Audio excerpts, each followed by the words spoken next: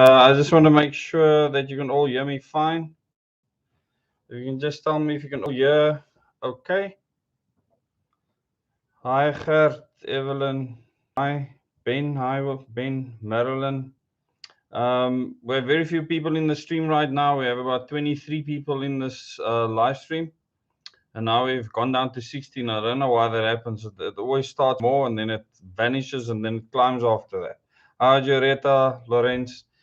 Um, So hopefully tonight I won't have a problem with my video feed like I did the other night with the members live stream. So every Tuesday at 8 o'clock, I will be doing a live stream for the public. So it's all subscribers and anyone else that you want to invite. So I'll just wait for more people to come into the chat. I hope you all had a great weekend. So the people in KZN, how are you doing? You can just write in the comments. I've had notifications, but hopefully cleaning up can start now. So we've got just over 50 people now. I've not gone and sent out any specific notifications for this video. Um, Maybe I should just put it in the Telegram group. But I don't want to keep up much of your time. I don't plan on these live chats to be longer than half an hour. The live chats with the members can be an hour, 2 hours, 3 hours. It all depends on the day. We have just over 100 people watching now. Welcome. So I'm going to be doing this every single Tuesday, and I'm going to be discussing all the things that are happening out there. In the country, in the world. You can ask me questions, so it's a very open forum. And yeah, so I'm looking forward to this. And today, there's two things I do want to address. The first thing is Eskom, and the next thing is the call to action. In the community tab, I put a link. So if you're new to the channel, if you don't know where the community tab is, you just go to the channel itself, Double O Des, and then you look at all the headings and you'll see the community tab there. You go to the community tab, and there you will find a link to a video I put out almost 2 years ago, a call to action. Um, it was inspired. I remember when I woke up that morning that I knew I needed to put this together, and I did, and put it out there. And for then, went viral because it got over 13,000 views. The channel was still very small at that stage. I think it was in June or July of that year. Double O Days was just started. So we couldn't have had more than, say, 5,000 subscribers. We have a lot more now. And I think it's relevant that that video goes out there again, that you go and watch it. So go to the community tab or just go to videos and you can search for it. You can search for call to action, where I very specifically laid down a requirement for the current government and for public administrators. In other words, anyone working for government that's earning a salary coming from us, the taxpayers. And I asked for them to either do the right thing, spill the beans, or resign. And a lot has happened since then.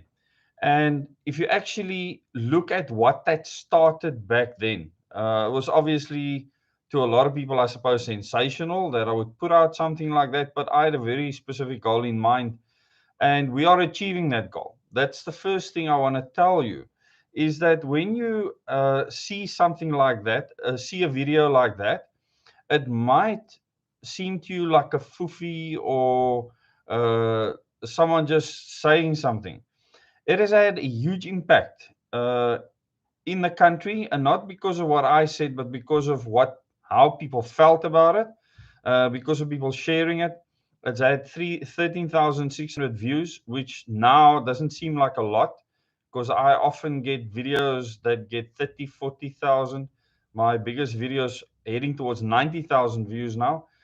So it seems insignificant. But when I post that video again and I posted it in my Telegram group and you watch it, you will see the impact it has had through your action in the country. And some people asked in the comments to that video, I don't know if you can remember that video at the time. We have just over 200 people watching. Welcome to all of you. that at the time we needed things to start changing. People talking about a new political system, people talking about what I call direct elections. And I started a Facebook group called Direct Elections. It's got over 30,000 people on that group that have remained there. And it's had impact. We now have direct elections being discussed literally by the president of the country and his cabinet. And it doesn't mean that they want to do what we want them to do, but it's being discussed at the highest level. Not just are they discussing it, there's many people that have now become dissenters, as I asked them to become, against what is happening. Many people have resigned, many people have laid down the gauntlet, and many people have exposed what is going on behind the scenes. And so, what that call to action did was just a small little spark that started something that you cannot stop. And the wording that I used in that video was very meticulous and specific. And when you do that, you make it very difficult for people that know they're doing wrong to get away with their actions later. In other words, once we change the system, and it will happen, once we change the system, they are going to be in a very bad situation. So they either come clean now, and I'm giving them that chance, or they are going to face what the new system brings to them. And we will have a totally new judiciary. The way that we look at laws will change completely, because we will look at how we do things based on humanity. It's not going to be based on large corporations or the government as a running as a business. It's not going to be about how many speeding tickets you can write in a month. All those things need to change, because those are all things that turn the government into a business. And as you know, they are running as a business at the moment instead of a governance system. So that's one thing that we need to change. So that video, that call to action video, please go and watch it if you have not yet. There's many of you that have probably not watched it. Share that video with other people. And let's carry on doing and renew that action after 2 years. Make sure that we drive that action to completion. And we'll keep on doing that. Since I put out that video, I went on tour for a year and a half, where I met with thousands of South Africans in hundreds of meetings and got this going. And I know at the end of the day, I can't achieve this. It's not possible. So what I had to do is give information to people, and hopefully they would then investigate that information, take it further themselves, and take the necessary action to facilitate change in the governance that we find ourselves in. And that is happening. It cannot be turned around anymore, because there's too many people, even in the ruling party, the opposition party, that are running scared, because they know the moment that system change happens, that they are going to be stuck, because they can never be directly elected. They're not good enough for that. They know that they don't stand a chance if they have to run on their own. The people laugh at them. They needed to be absolute shills in a party to get their seat and their money and their fancy car and their house and everything else. So that's going to come to an end. And these people are fighting this. The new electoral bill, what the ANC and the others have put in it, tells you that they're not serious about this. If you look at the Democratic Alliance, the ANC, the EFF, none of them want this. The top three parties in the country, none of them want this. They're dead against it. And they're dead against it for a reason. But that's a fight we're willing to fight. We're willing to take it to them. And they're all going to see their backsides, because at the end of the day, we are the majority by a long shot, and they won't be able to stand up against us. Yeah, evening to everyone that's joined us. So yeah, so we're almost at 300 people watching. Thank you so much for coming on. I'm going to discuss Eskom. If you have any question with regards to that video, yes, put it into the comments, but please go and watch it. The call to action is a very simple one. If you are in public administration and you're doing your job properly, there's absolutely no problem. If you know about any irregularities happening, spill the beans. if you're doing anything wrong, spill the beans or resign. Because if you do not, the new system will absolutely rip you to pieces. There will be nothing left for you to live for. Most people will end up in jail, where they belong.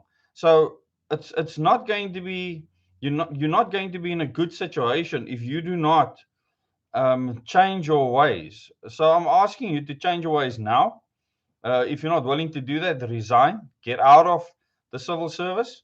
And I'm talking about the clerks, I'm talking about the engineers, I'm talking about the technicians, everyone that's working for government, whether you're a speed cop, a policeman, in the military, I don't care. If you are allowing illegal things to take place and you feel you're in a position of power, watch that video. It's not going to be pleasant for you in the future. We have 300 people watching now. Welcome to all of you. Now, with regards to the situation in Eskom, okay, in 1998, a white paper was written, a really stunning white paper. I read that white paper. I was already working for Eskom for 6 years at that stage. I joined in 1992 in January. So 1998, when that white paper came out, I thought it was really progressive. This person knew exactly what he was doing. He was a real professional. And he presented this white paper to Thabo Mbeki. And the Thabo Mbeki administration, he literally wiped himself with that white paper. And at the end of the day, what he said is no, we're not going to do what this white paper says that we need to do, what the professionals say we need to do. No, we're just going to keep the lights on. We're not going to spend another cent on Eskom. This was Thabo Mbeki, not Nelson Mandela, not Jacob Zuma. Thabo Mbeki is to blame for everything that's happened within Eskom. And I'll explain to you why.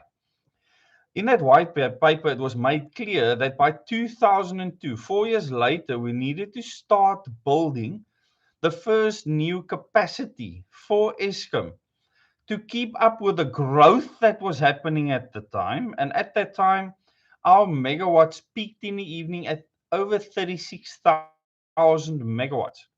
We're coming nowhere near that now, and this is much later. This is 20 years later, which means we have contracted. Everything in the country is contracted heavily. So it also said that by 2030, we need to replace all of the current capacity within Eskom, all of it. Okay, which means that all the stations would come to the end of their engineered and designed life.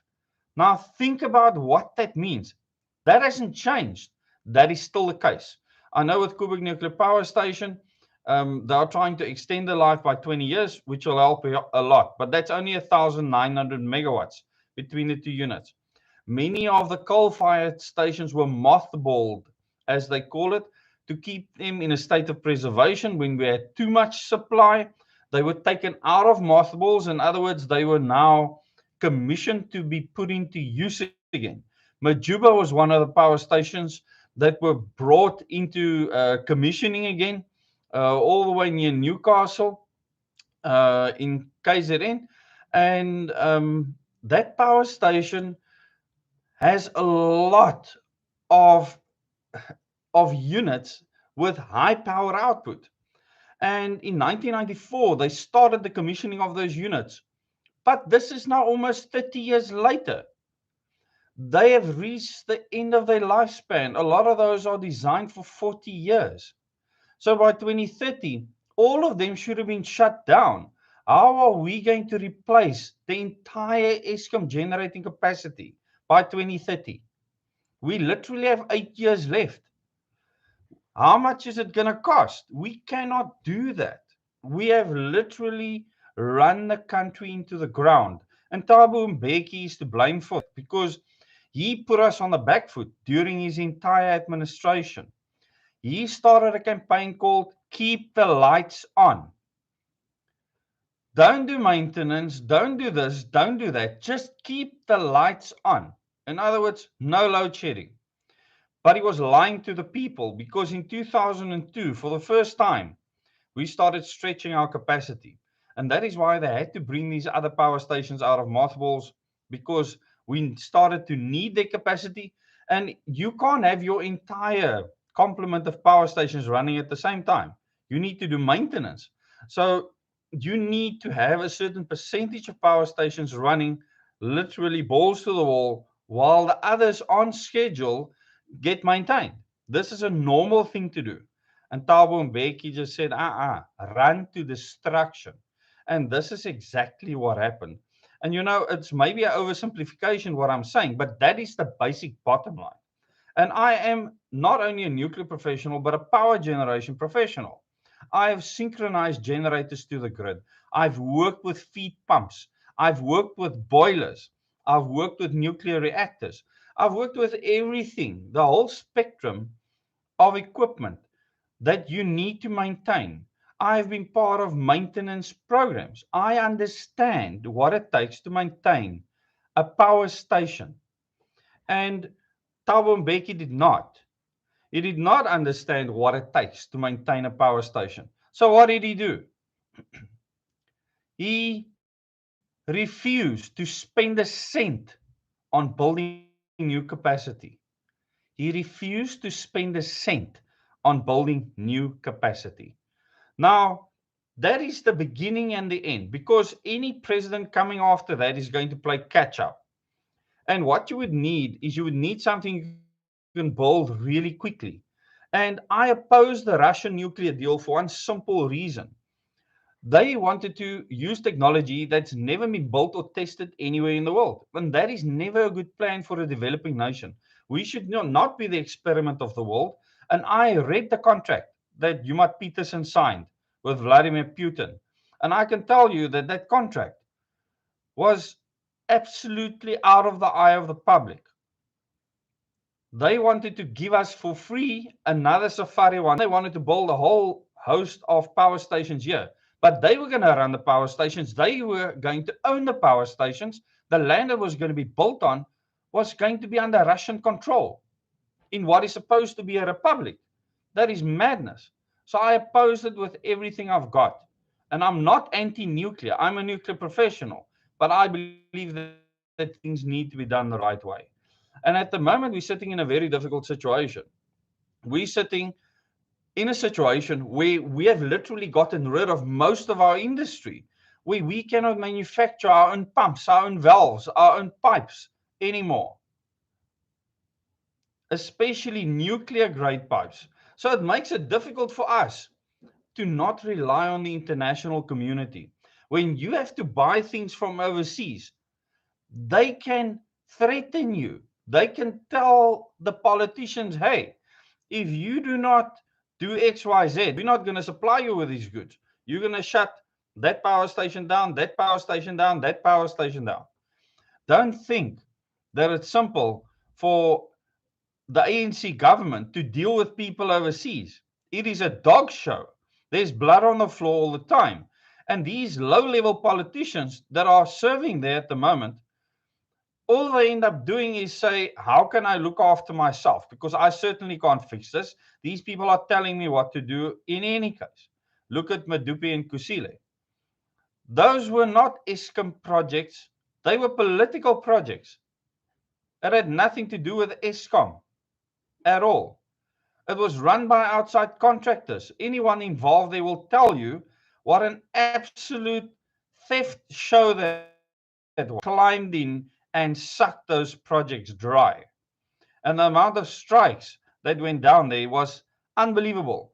The incompatibility of components with each other was inconceivable. How do you build an entire boiler? How do you build then an entire control room? And the instrumentation for both don't match each other. How can the engineers not know this beforehand? It's because the main aim was never to build two power stations that work effectively and efficiently. That was never the aim.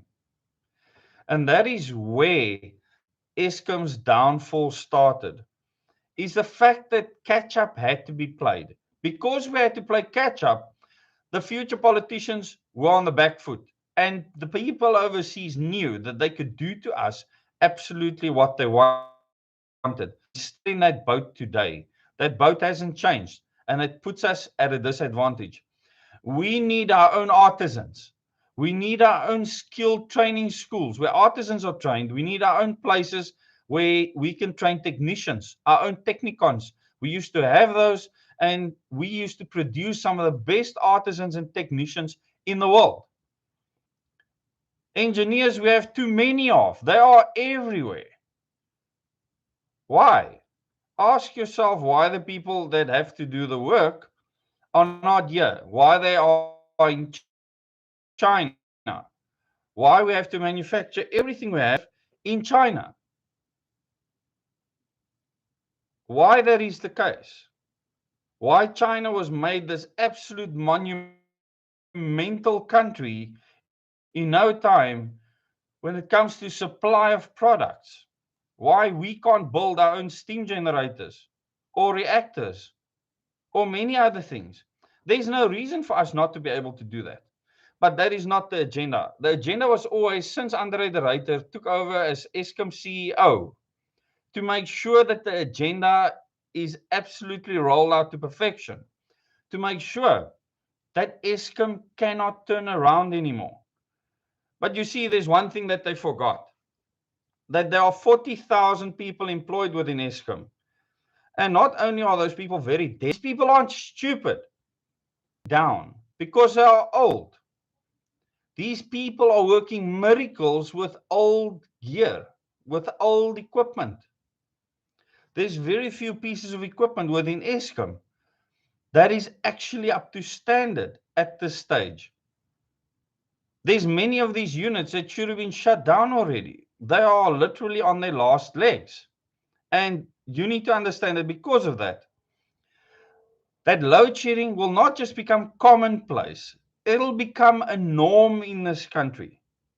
And that's why I've told people, make sure about one thing, that you make sure you have enough gas in your house. That is one thing, one way of storing energy. It's a way to energy, and make sure that you become energy independent. In other words, that you are self-reliant with regards to energy. And I'm not saying you shouldn't get electricity from the Eskom grid as a source of energy. It'll always remain the cheapest form. Unless you have the funds to go off the grid completely, then you should do so. But not everyone has that opportunity. So in Eskom, we are playing catch up right now. Seriously playing catch up. And if the politicians from their side don't have a want to improve things, it's not going to improve. It won't improve. You will literally have technicians, engineers within Eskom, and they're stunning engineers within Eskom, trying their best to keep things going for as long as possible. The last thing I want to tell you is the fact that the boilers within the coal-fired power stations, the boilers in the coal-fired power stations are once-off installations. They are not, the boiler tubes are not maintained. So just like a reactor in a nuclear power station, when you install a boiler in a coal-fired power station, those tubes are supposed to be there for life. If that tube starts to leak because we bought low-grade coal, not from the Guptas because they supplied high-grade coal, from the Oppenheimers and all their cronies, Cyril Ramaphosa and who else, the stones that they sell Eskom, that wears out the tubes, and those tubes start to leak, especially when the boilers are old. You have to literally cool that whole thing down when you get a boiler tube leak because you can't keep on running. You have to find the tube, cut all the other tubes out in a bundle because a bundle has lots of tubes in it. To get to the leaking tube, weld up that leaking tube, fix it, and then weld all the others back. It's a mission. It used to take weeks to do that. Now the guys are doing it in 2 to 3 days. That's how used we are to fixing boiler tube leaks. That's not a lack of maintenance, people. That's a sign of age. So you are being lied to. If you look at the national control log, you will see the log telling you boiler tube leak, boiler tube leak, boiler tube leak, boiler tube leak. Some of those incidents are related to mills and forced draft fans and other things, but not. And I have to make this message clear to you, okay? Aging plant. Welcome to all the members in here. You'll see that they have small little double, there's icons next to them.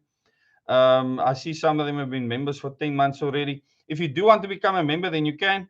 You can just click join underneath this video, and you can join us on Thursday evenings where we discuss more detailed things. It's a very nice filtered community, and we just like that video I put out almost 2 years ago had an impact in the country. This community of around 1,000 people are having a huge impact, and we'll probably stay at around 1,000. I think this channel will probably just reach 40,000 people, because that's more or less a saturation of people until you start putting in more effort to grow it further. If I've actually looked at the other channels that cover similar things to what I do, and this channel is like none of the others. You're not going to get the info that you get here anywhere else. It's not possible, because I give you my perspective, and I'm only one person. So if you want to join the channel, click on join. You can join us every Thursday evening at 8 o'clock. You can also watch the previous content if you want to.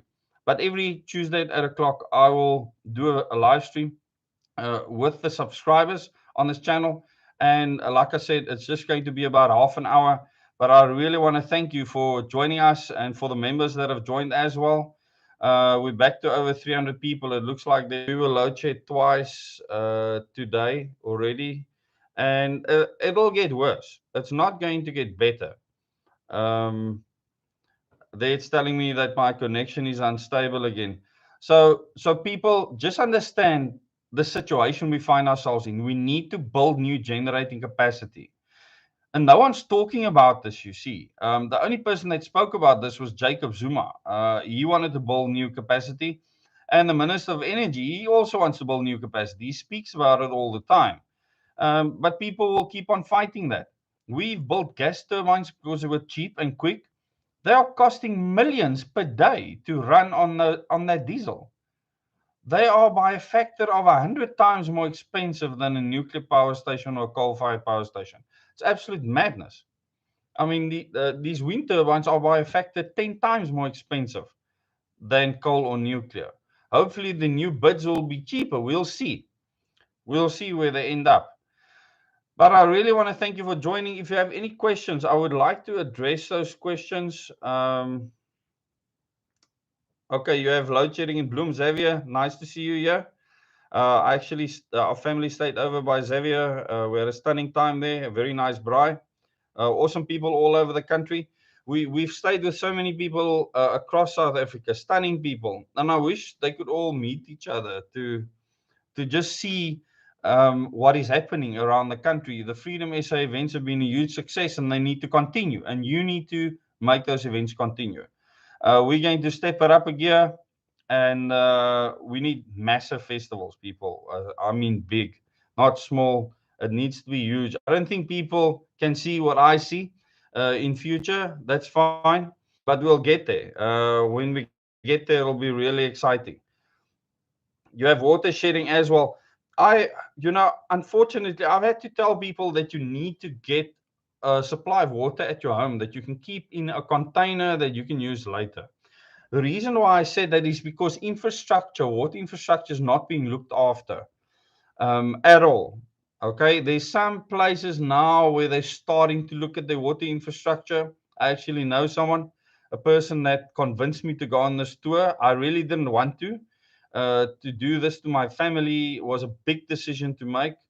And the people that have seen us on tour will know it was no picnic. It was hectic.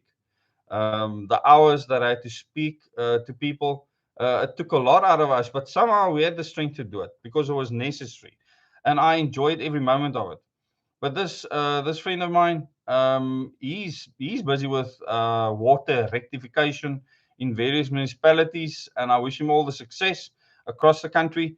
And if you are in the business of sorting out water supply, I think you're going to do really well. It's a really good business to be in right now, because we have not looked after our water infrastructure the same way we have not looked after our electricity infrastructure. And that's why I always tell the city of Cape Town, they in Clark Cuckoo land. They don't understand how grid works. They don't understand electricity supply at all. They just used to putting in little ring main units and little transformers all over neighborhoods, and here and there a substation.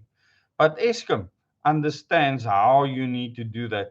Now, if you want to privatize Eskom or have other companies to do what Eskom does, I really don't care. But you need people that know what they're doing, real experts, not these yappers that sit and put out publishings in newspapers and in their own platforms that have never worked at a power station. Why do you trust someone that's never worked at a power station when they speak about energy and electricity? You can't trust them because they don't know what they're talking about. It's the same as a politician talking about the weather or lightning. You shouldn't have someone that doesn't understand something like that as a minister. Really, it's crazy. Yeah, please and share and like these videos. We want as many people as possible to see it. We're heading towards 400 viewers now. I really want to thank you for coming on. Those of you that came on later, please go and watch the video from the beginning. I'm really sorry if we've had some issues with the streaming, but that's how it's going to be now, especially with the load shedding happening across the country. Rika, okay, to keep rainwater without it getting algae, it needs to be out of the sun. So if you can keep the water out of the sun, that'll help. And the container, because algae needs air to breathe and it needs sunlight. Okay, without that, it won't survive.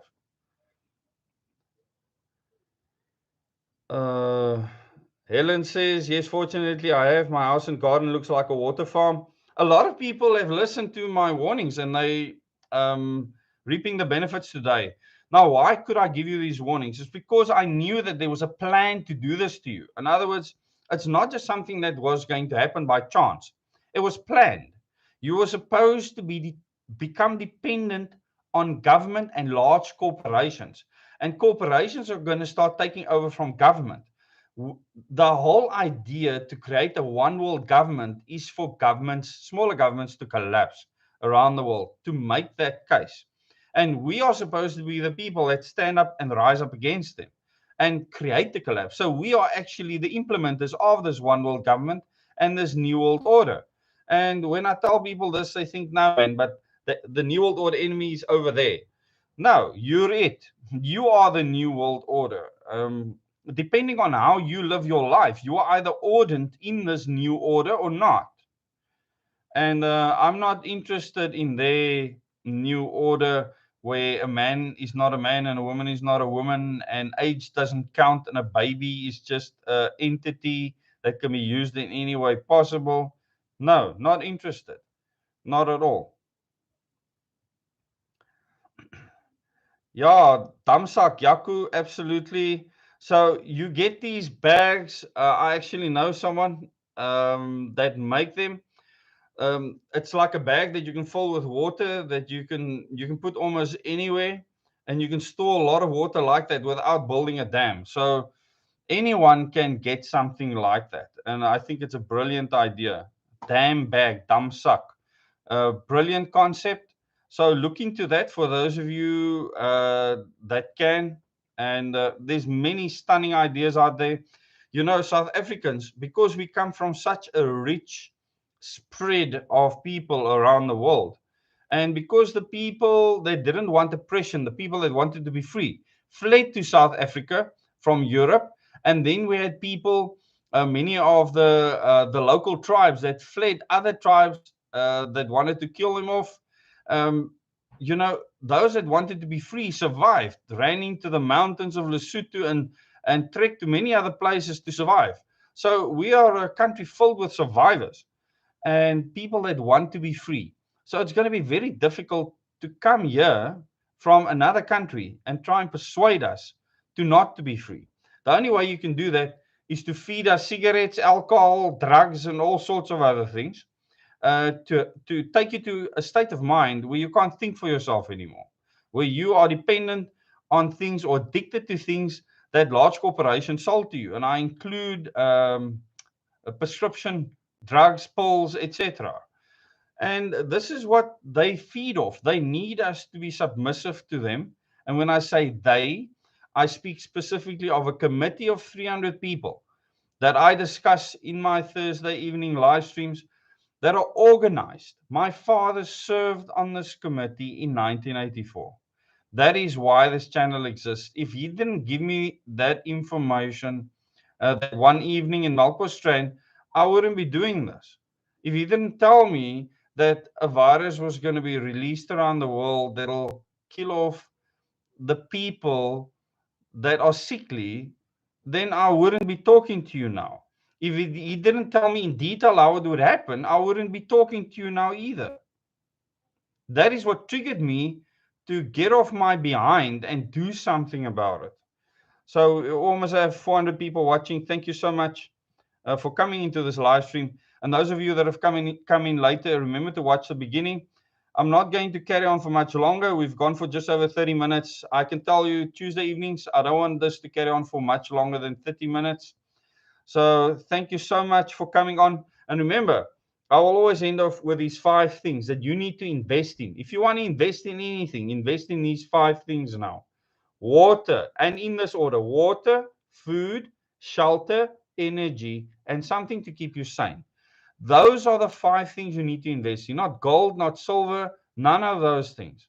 And those aren't bad investments because it's not something that people can destroy, like a fiat currency or a cryptocurrency. Okay. Gold and silver cannot be destroyed. However, you cannot eat it. You cannot drink it.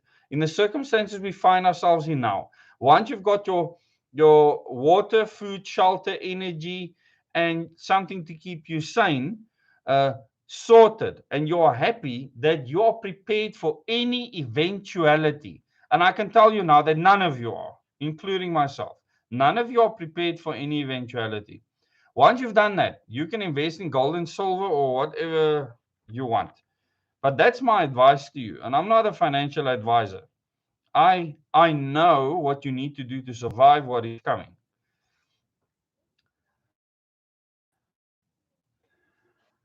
Yeah, Jaap, asseblief, just go and watch again. The beginning of this live stream, we spoke about the challenge that I put out, the call to action that I put out almost 2 years ago in Eskom. What is actually going on in Eskom? Because no one is telling you this. No one is telling you that by 2030, all of the Eskom capacity should have been shut down already. And we should have built an entire new Eskom. Let that sink in. We should have built an entire new Eskom. We're not doing it. So what does it mean? I mean, we're going to be in serious, serious trouble if we do not prepare ourselves for this. Okay. And it's not just happening here. This is happening around the world. Germany has gone and blown up their cooling towers for the nuclear power stations. Have you seen Elon Musk begging people to get the nuclear power stations up and running again? It's not because he's pro-nuclear. Why is he begging people to have more children? You need to ask these questions. Question everything. Wow, we have way over 400 people watching now. Welcome. Thanks a lot for coming in. And we haven't shared this live stream, so it's a large group of people. I haven't put it on my Telegram channel or on Facebook or anything. So please share this video. I will share it afterwards. Thanks for joining me every Tuesday at 8 o'clock. I'll be doing a live stream with a member, not with the members. Members are Thursday evenings at 8 with all the subscribers on this channel, as well as the public. And hopefully we can get more people into the channel. We are just over 300 people away from 40,000 subscribers. I never thought it was possible, but you're obviously making it possible for the channel to grow to that size. We don't discuss popular things here. I'm not saying things that are popular. So I never expected it to grow to this size. We actually need a much bigger platform. And I've created another platform where I'll be doing interviews with people called Ground Zero. The next interview will be released soon. So look forward to that. The opening for Ground Zero, those of you that are not on Ground Zero, you can go and subscribe to Ground Zero. The opening for Ground Zero, or the launch that we did at the Ostrich Ranch here in Cape Town, I've gone and done a condensed version of that. So it's about just over an hour and a half. So go and watch that. We had live streaming issues that day. So I tried to make little snippets that makes that'll have meaning, and I even put some writing in there so it will make sense what I actually said. Very important information. I have started another channel, and I'm not going to tell you what that is. I want it to grow on its own. It's going to be interesting to see what happens with that. It'll also be for a worldwide base. So it's going to be quite a lot for me to do, but it's important that all those angles are covered. So let's see if you people can realize in future what that channel is called. Um, Thank you all for coming on. Please share this video. We went to over 400 people watching, which is incredible. There are channels in this country with over 100,000 so-called subscribers, when most of them are bots. This channel has real subscribers that can't get 100 people into a live stream. So I really want to thank you for making the effort to come in here. And, you know, one of the most important things that you can do now is invest in those 5 things. With the last cents that you have, it's the most important thing you can do. I can tell you, every single person in KwaZulu-Natal now that have followed that counsel and put in the effort, and there's many of them that have. I know lots of people in KZN that have done that. They are fine today. They are doing fine. And but worse will happen in future. There will be worse to happen in future. And the earth has been through these cycles many times. The sun is going to hit us harder. The weather is going to hit us harder, and it's not because it's a new thing. This has happened many times before. It's just, our memories are very short, and it's unfortunate. So please, if you haven't subscribed to Ground Zero, go look for Ground Zero and subscribe there. We have over 2,000 subscribers now, and it's really awesome. Go and watch that condensed version of that launch so that you can also have that information. It's not information that I've put out here. Thank you very much. Good night, everyone.